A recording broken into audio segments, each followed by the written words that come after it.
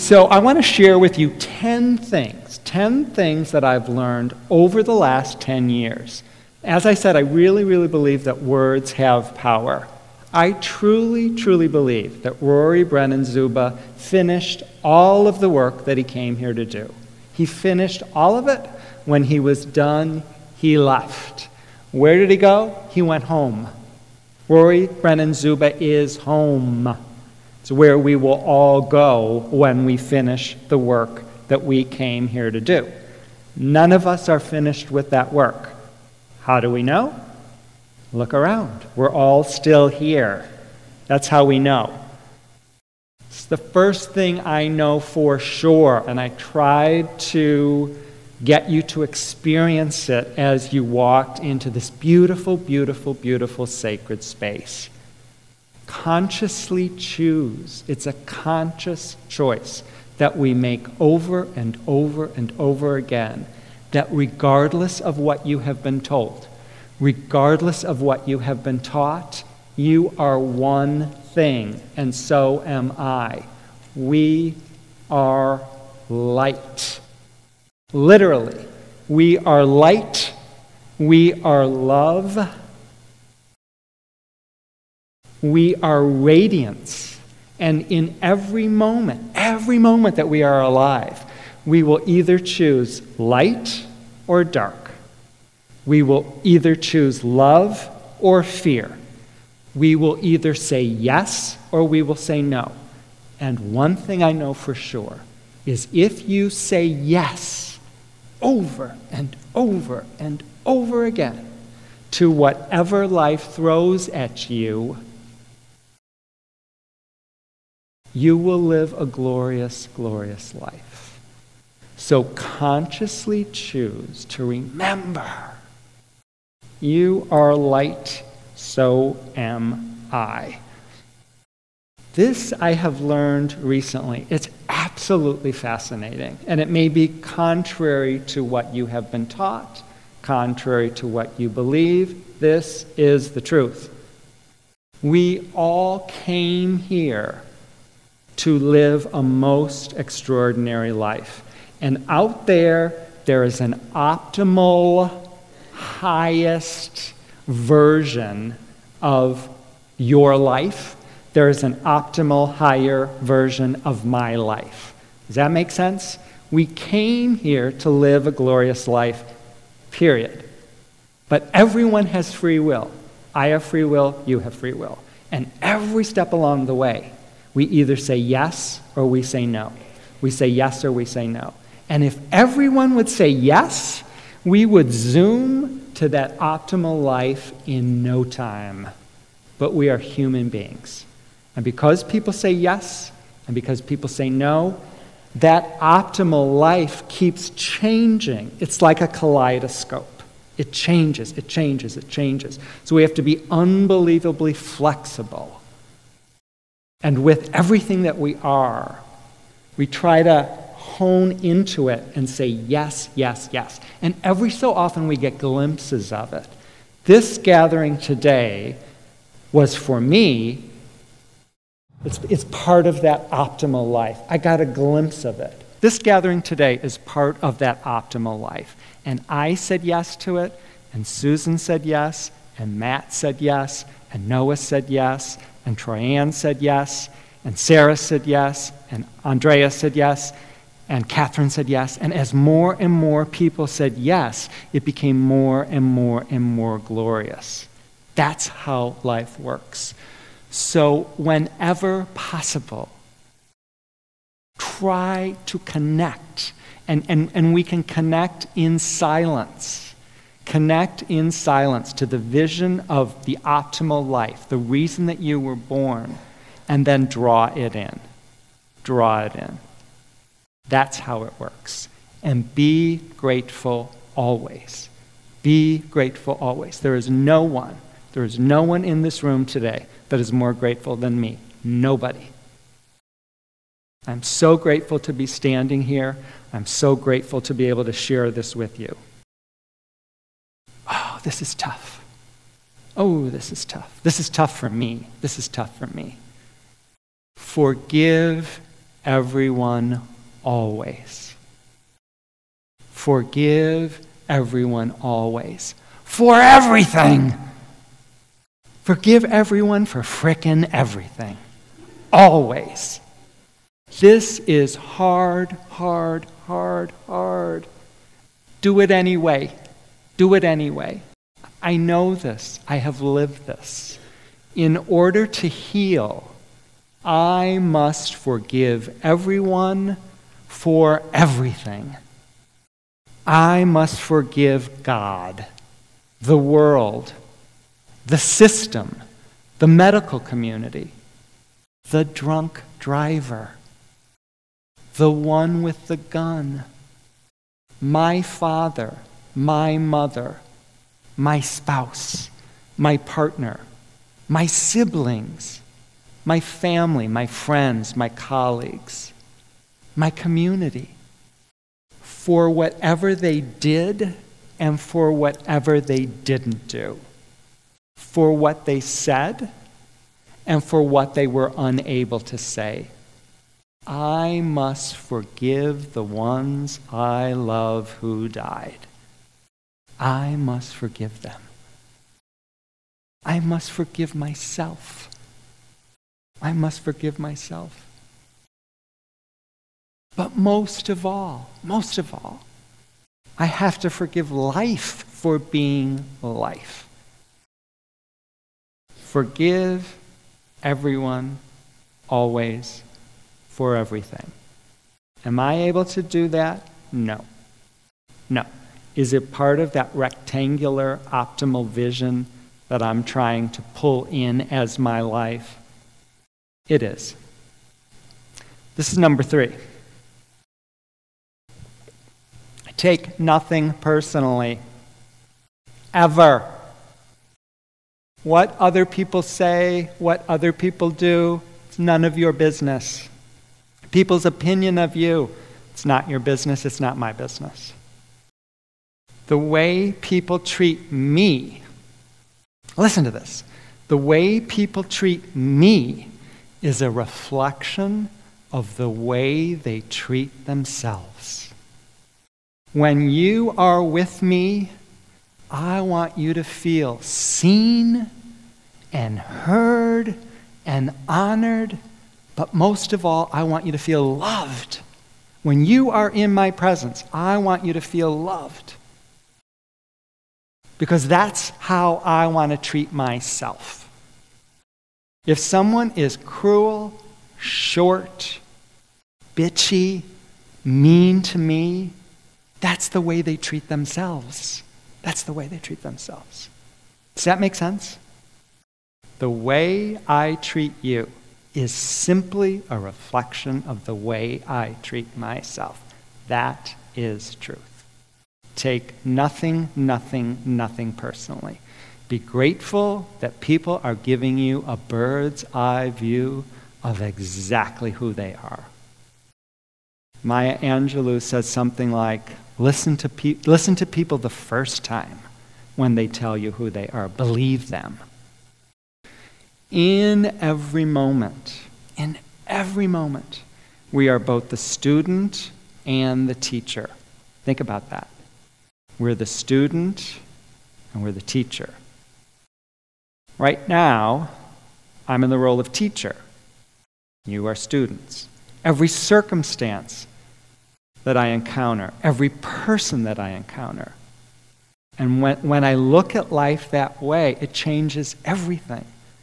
Everything has meaning, everything has purpose. What can I learn from you? What can I learn from you? What can I learn from you? And in the same moment, what can I teach you? What can I leave you with? This is amazing to me. This physical body that I have, this is my God-given barometer. Why no one ever told us this is beyond me. It is beyond me. I'm supposed to feel good. I'm supposed to feel good. The reason I'm here on earth is to feel good. And when I'm in tune with my body, I'm aware of what makes me feel good and who makes me feel good. But what we do as human beings is we go numb. We spend most of our time numb.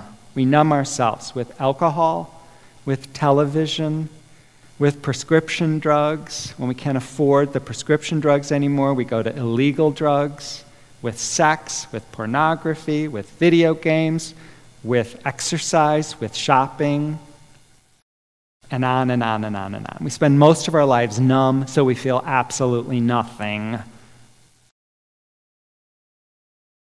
But when we allow ourselves to feel, we know who it feels to be good in the company of. We know what it feels good to do. So use your body, listen to it. God-given barometer. Tell you what direction you're supposed to move in so that you can get closer and closer to reeling in that rectangle which represents the optimal image of your life. I promise you. I promise you. I promise you. I promise you. There's not one person in this room who was born to suffer. It's not why you came. That is not why I came. Although, because we have free will, you may suffer the rest of your life. And you know many, many people, and so do I, that the choice they make day after day after day is to suffer, especially when someone they love dies. And they want to pull up a chair and have you sit right down next to them, and you suffer with them. It's not why we were born. We did not come here to suffer. We came here to be radiant. We came here to remember that we're actually light. Remember the candle? Bringing the candle up to the altar? That's what we're made of. I am not radiant in spite of the fact that my daughter died, and that my wife died, and that my son died. I am radiant because of the fact that Aaron died, and Trish died, and Rory died. Do you get that? Everybody lives with loss. Everybody lives with disappointment. You lost your job. You got a divorce. Your house went into foreclosure. You're losing your health. You're losing your sight. You're getting old. And the list goes on and on and on and on. How do you continue to be light? Because of that. Because of that. Not in spite of it. Think about that. Think about that. In every moment, we are being lovingly held. In every moment. The question for you is, what is it or who is it that's lovingly holding us? My son Rory's best friend, Albert Einstein, said, the most important question we will ever ask ourselves is, do we live in a kind, compassionate, generous universe? Or do we live in a random, up for grabs, chaotic universe? Which one is it for you? What universe do you live in? Kind, compassionate, loving? I have 3 dead people. I believe I live in a kind, compassionate, loving universe. I don't believe it's random. I don't believe it's up for grabs. I don't believe it's chaotic. What sustained me through the minutes and the hours and the weeks and the months of Rory's 6-month odyssey was this image which was on my father's desk in his home office. It's a hand that is lovingly and completely supporting a child in every moment, especially the moments when it doesn't feel that way. In every moment, we are being lovingly held. It's our job to feel that. It's our job to connect with that. The hand never, ever, ever stops holding us. It's impossible. Love does not work that way. When someone you love dies, you are abandoned. It's how we do it in the United States. It's what we do. When we need people the most, they abandon us. And what I learned is during that time, during every time actually, but during that time, I needed to give first what it is I wanted to receive. I was desperate for someone to pick up the frickin' phone and call me and ask me out for coffee. It was my job to find someone that needed a companion, to be with them, to have coffee. It was my job to find someone who needed to go on a walk. It was my job to find someone who needed to go out for dinner. It's odd how we do it. But I promise you, I have to give first what it is I want to receive. And when I do that, it comes back over and over and over again. So think about it. Think about it. What is it? What is it that you're desperate for? What are you yearning for? What do you wish we knew about you? What do you wish we would offer you? Identify it. Give that to someone else. It'll come back 10 times. It's revolutionary. I'm not a victim. I'm not a victim anymore. I'm a participant. And when I can identify what I want, what I need, I find someone else to give it to. This is what I've learned, and I have learned it the hard way. And it is so contrary to so much that's out there. Grief is not the enemy. It's not. If you're a human being, and if you have attached to something, anything, a person, your beautiful hair, your car, your puppy, your dress size, you've attached to anything, you will lose that. Nothing is permanent. And when you lose that, you will experience grief. Grief is the internal automatic response to loss. And you can shut down, and you can become totally numb, and you can become bitter and angry and say no to life. Or you can say yes. And you can realize that grief is one of, if not the greatest teachers. I would not be who I am, would not be where I am, had I not lived with deep grief, indescribable grief, for years. This is a tough one. Never give up. Do not give up. Don't give up. Rest when you have to rest. Ask for help. Do not give up. You know that my daughter died. You know that my wife died. You know that my son died. Many times, I very seriously considered suicide. I did. How could I not? The other day, I was in a conversation with someone who I love, who I care very deeply about, who said, you know what? I'm not really exactly sure what she said, but I responded to what I thought she said. I don't know what she said. But what I thought I heard her say is that suicide is a selfish act. She might have said suicide can be a selfish act. And Lord have mercy, did I rise up. It was not pretty. There was nothing pretty about my response. It's nothing I'm particularly proud of. But I said, don't say that. I said, don't say that. Suicide is not selfish. Suicide is out of desperation and hopelessness. And if you believe it's selfish, then you are blessed because you have never, ever, ever been in that space. I saw the Dalai Lama 5, 6, 7 years ago, and he said something I will never forget. He said, "You Americans have lost hope. You have lost hope.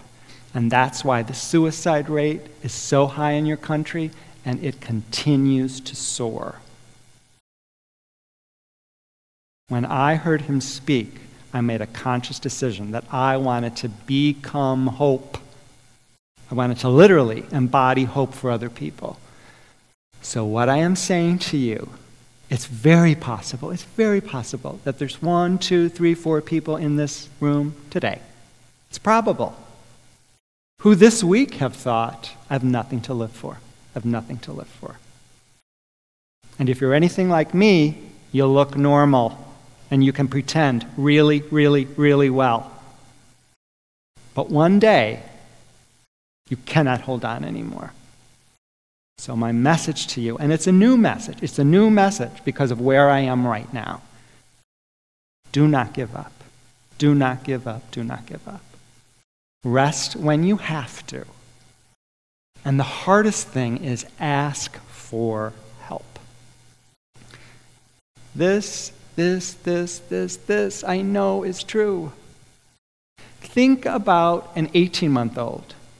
Think about a 24-month-old. Think about a 2.5-year-old. They love themselves. They love themselves. When they see themselves in a mirror, when they realize that that's me in the mirror, and they get a new toy, they get new food. When we came in, we were madly in love with ourselves. Am I right? We were. We absolutely were. We were fascinated by our hands, by our feet, by our bodies, by the way we could move. And then what we do to our children is we domesticate our children. We do. In the same ways we domesticate our dogs and our horses. And we say, if you behave this way, I will love you.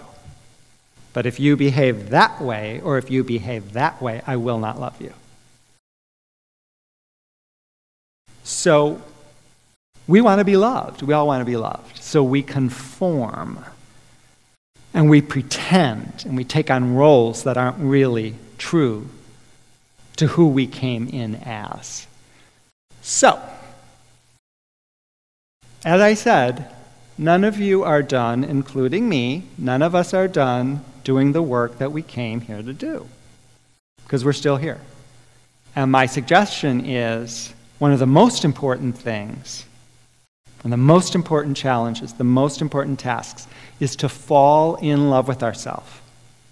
Fall in love with ourselves. Again, the way the divine loves us, and the way that we loved ourselves when we were 18 months. When we were 24 months. There's a mirror up there on purpose. Who in this beautiful church is comfortable looking at themselves in a mirror and saying, I love you. You are spectacular. I am so glad to see you this morning. We are going to take this world by storm. We are going to do today what we came here to do. I love you, and I'm so glad you're with me. That's why we were born. That's why we were born. Imagine. Let's say there's 100 people in this room. If 100 people went out into Rockford being completely in love with themselves, not in a negative way, in an honest, authentic way.